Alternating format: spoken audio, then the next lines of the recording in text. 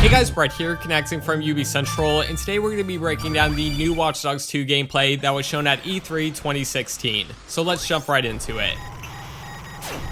Now, I'm going to quickly go over this first cutscene and just give you some context of what's going on specifically. Invite is one of the major tech companies in the game, and their role is basically manipulating people through social media, that way they can rig the elections like we can see with Mark Russ. Now, DedSec, on the other hand, are trying to warn citizens about these tech companies, basically using them for their own personal gain. And that's kind of the main story of the game. You also might have noticed that they brought up downloading the DedSec app. I talked about this in my last analysis, but basically as your follower count grows, you will gain more missions and probably cosmetic wear and guns. However, that is not confirmed. Anyways, let's move on to the gameplay. We are DedSec.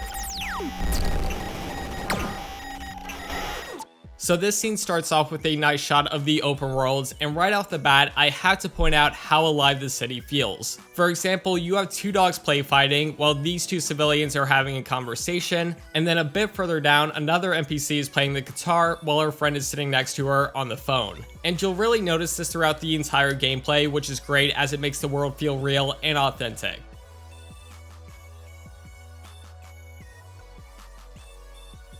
For a split second, you can also see a moped, which, correct me if I'm wrong, but we haven't seen this vehicle before in Watch Dogs. It's also worth pointing out we haven't seen any BMX or skateboards as of yet, but I'll talk about that in a bit. Now moving forward, the TV has a breaking news alert from WKZ, who you might remember from the first Watch Dogs.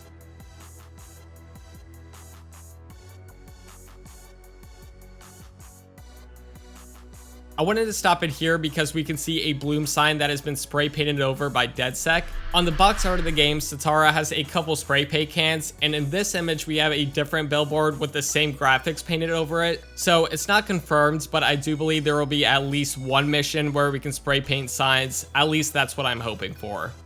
Continuing on, we run into the lead character of the game, Marcus Holloway. You can definitely tell he's a hipster because he has his earbuds in without any music playing. But yeah, you'll see him descend from this building, and parkour will basically be the same from the first game when it comes to the controls, just holding right trigger.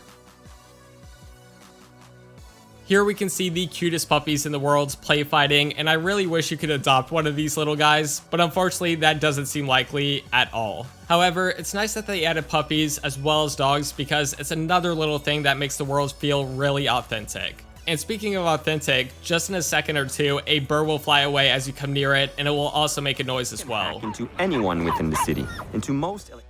I honestly had to point out how real these NPCs feel again. Just look around, it's pretty insane.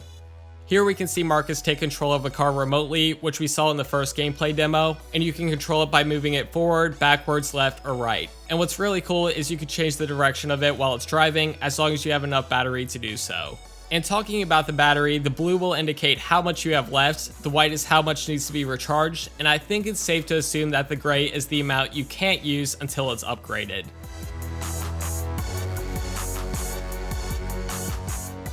Going back to what I said earlier about bikes being in the game, here we can see an actual bicycle lane, so I just think they want to show up bikes at a later time. Skateboards I still can't really see being in the game, but you never know. Anyways, Marcus goes ahead and uses mass hacking, which we also saw in the first demo, and after doing so, you can see these three tools pop up. The first icon is mass hacking, the second is the RC jumper, and the third is the drone. Some of these will have a timer after using them. As far as I know, both the jumper and drone don't have a timer, but besides that, I think everything else will. Moving on, we have another look at multiplayer, and this particular person shows up as purple on the radar. And a lot of you have been asking me if there will be more than 2 players. I definitely think so because they did it in the first game, and it's one of those things like, why remove it? Personally, I think they're just showing 2 right now, so they have more to reveal at a later date. I'm not really sure, but I wouldn't give up hope just yet. Now here's a list of some of the emotes you have in game. I didn't go over this in my first analysis as we didn't know what most of these are, but I think it's safe to assume this is waving, this is cheering, this one is dancing, maybe this one is flipping somebody off, this one could be trash talking, and honestly this one looks like you're giving somebody flowers, and that might even be a heart next to your head, which, okay, I guess. Your co-op buddy then goes on to control this scissor lift, and I just wanted to point this out because it could possibly help you get up on buildings that you previously could not. But anyways, we're ditching our friend because, well, he's useless. and it's very convenient timing because then we receive a call from both Wrench and Sitara. Wrench is an anarchist and prefers a bit of violence, but is also a very funny guy and a good friend of ours, as we'll see very shortly. Sitara is the person who's the artist of DedSec, if you will. She's also very interested in growing DedSec alongside you. We can actually see a rail bus passing by, however it doesn't show up on the radar as a public transport vehicle, so I'm not sure if we'll actually get to ride in it. On the top of the screen, you can see a new call layout, which is pretty cool. My favorite will always be the one that we saw at E3 2012, but again, this is just fine.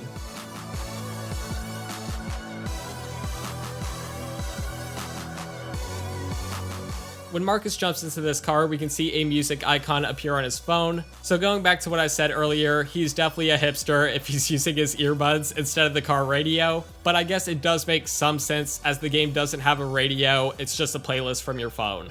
Also in the top right hand corner, we can see that Marcus gets money from stealing cars. This was in the first Watch Dogs as well. I'm just hoping you obtain this later in the game, as income was extremely easy to get in the first game and money was kind of worthless. So hopefully this time around the game actually has an economy of some sorts.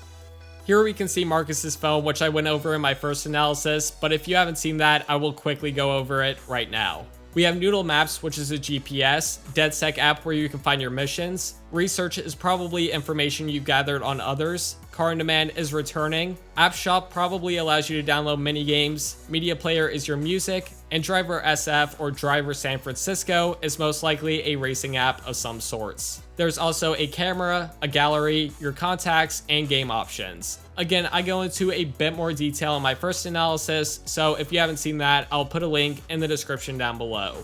In this same shot, we can also see a WKZ San Francisco van, which is nice to see them return as well. Keep in mind, Watch Dogs isn't a linear game, so you can play any of these missions in any order you want. Once you select a mission, it will tell you how much followers you can gain, along with an objective and a description. So let's go ahead and select this mission where we meet Wrench on a rooftop. Doing so obviously provides a GPS to the location and an icon on the radar.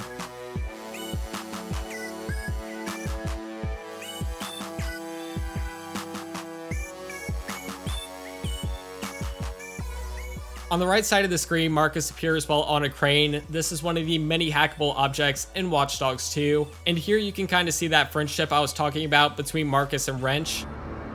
You don't even feel it. It's just numb. It's fucked up. I know it's gonna be a hell of a fight turning them back into people. Fucking A, man. I also had to point out how much I love his mask. Also, he's wearing a pretty cool DedSec shirt, which I don't think we've seen before, so hopefully we can have an option to wear this one in the game. Now here we can see Marcus deploy his drone. You can switch between different camera views, ascend and descend, call it back, and simply look around. The quadcopter is mainly used for scouting, and this also changes up the gameplay a bit because you don't have to go from camera to camera to camera to camera. You can also upgrade the drone as you progress further in the game. If you take a look at the radar, the enemies in Watch Dogs 2 are now dark blue, while you and your equipment are a light blue. I'm not sure if I like this, to be honest, because they're kind of similar, but it's whatever. Continuing on, Marcus hacks into a security camera to get a better look at the layout. Again, it's really important to mention that you don't have to tackle this mission like the demo. There's a ton of other ways to do it, it's completely up to you. If you look at this call specifically, you can see that Wrench has been replaced with Josh. We honestly don't know anything about Josh, but I think he's more of a behind the scenes hacker and doesn't prefer getting into the action. Here's an image showing what he looks like if you're interested. Back to the gameplay, we can see Marcus controlling the crane. Again, you can move this up, down, left, or right.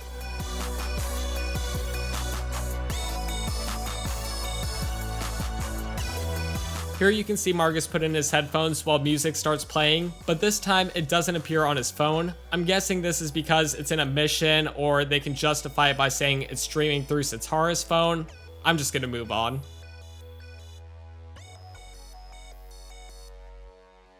Now this is very interesting. The Transformer Vault has returned, but this time around you actually have a lot more options with it. At the top you can see an off button. At the bottom there is a play button which will activate it. On the left side it activates a radius, so if someone steps near it, it will explode. And then on the right, we'll see this in just a moment, but it can actually be used for distracting somebody nearby. Keep in mind this does use your battery as well.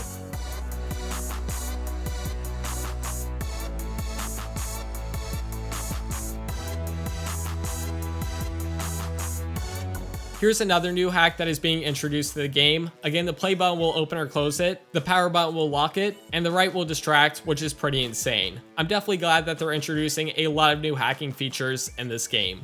The cover system has returned. I don't think there will be a crouch button this time around. It's just something that will happen when you're in a restricted area.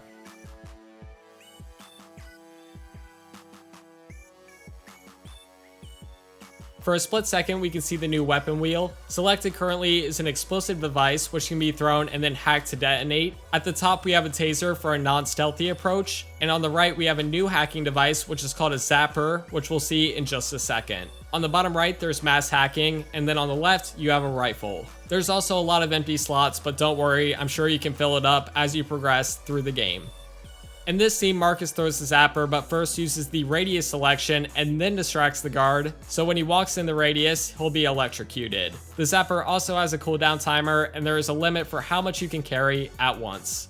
Once a guard dies and you walk over them, you will automatically pick up cash, just like the first game, and you also have the opportunity to pick up their weapon, in this case, a P9.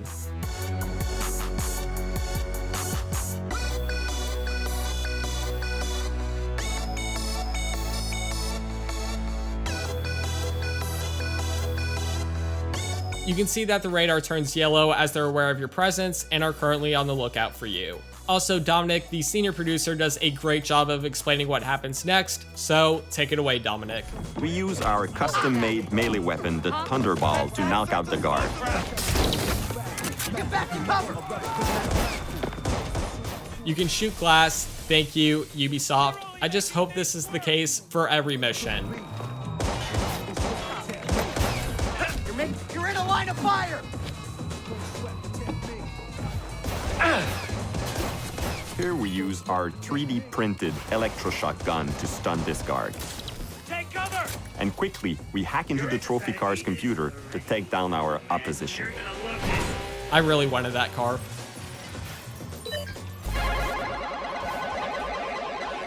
We tap into the guard's communication system to create a massive distraction to cover our exit.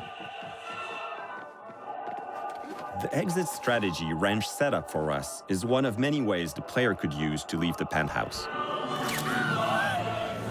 So there you all go. That was my breakdown of the Watch Dogs 2 demo at E3 2016. If you made it this far into the video, I want to thank you so much. I'm extremely sorry for the delay on getting this video out, but it was an 11-minute walkthrough and there was a lot of news with it. But anyways, I hope you enjoyed this video still. If you learned something new, I would really appreciate it if you drop this video a like. And as always, to stay up to date on everything Ubisoft, make sure to subscribe right here on UbiCentral.